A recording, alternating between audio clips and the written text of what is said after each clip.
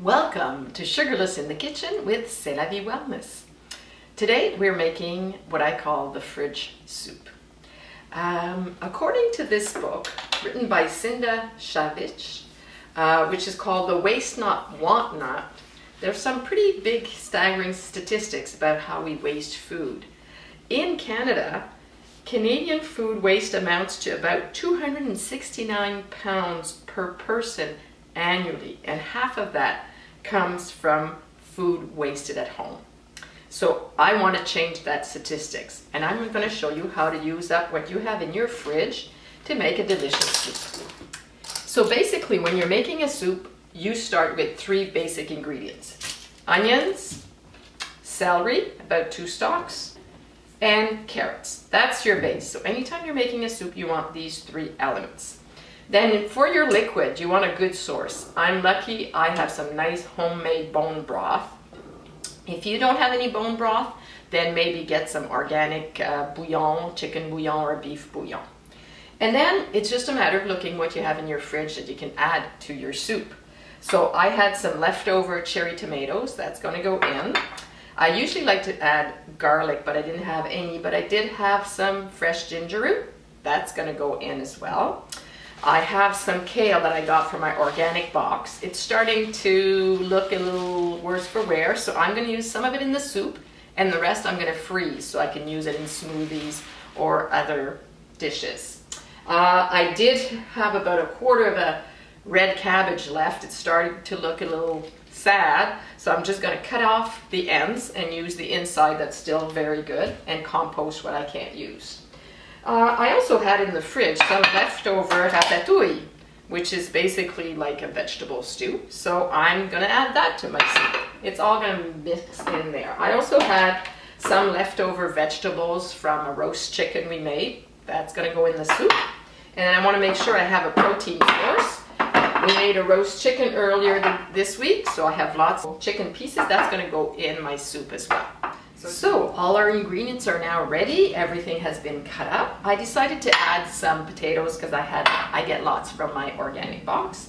And if you notice, I keep the peel on. I've got this wonderful cloth from Norwex where you just take your vegetable and you just kind of wash it with this cloth, and it gets off the dirt or anything that's on top, but you can still keep it. I did the same with my carrots. I kept the peel on. They're organic, so they have lots of good nutrients that I want to keep. I also went in the garden and got a few fresh herbs. I've got some thyme and oregano, and I also took out a little bit of curry powder because I do like what it adds in terms of flavor, plus it has turmeric, which is anti-inflammatory. As you notice, I've started another bag of kitchen scraps, and I'll keep that in the freezer, keep adding to it so I can use that for my bone broth. So let's get cooking. The stove is on. I have about 1 to 2 tablespoons of avocado oil in here. It's warming up. Once it's hot enough, I'm going to add my onions, and you want to cook the onions till they get soft. Okay, so now your onions are nice and soft. This is the time to add your spices. So I've got my fresh herbs. I've got my grated ginger, and I will add the curry powder. You can do 1 tablespoon, and that should be enough to get the flavors. And you want to keep cooking so that the flavors develop. About a minute. And if it starts sticking a little bit to the bottom, just add a little bit of water or some of your bone broth. Now I'm going to add all the raw vegetables. So I've got my carrots and celery, cabbage, potatoes. This is filling up nicely. Just mix it around so that that curry flavor kind of goes through all the veggies. And then once you have that, this is the time where you add your liquid. So I add my beautiful bone broth. So you want to bring everything to a boil.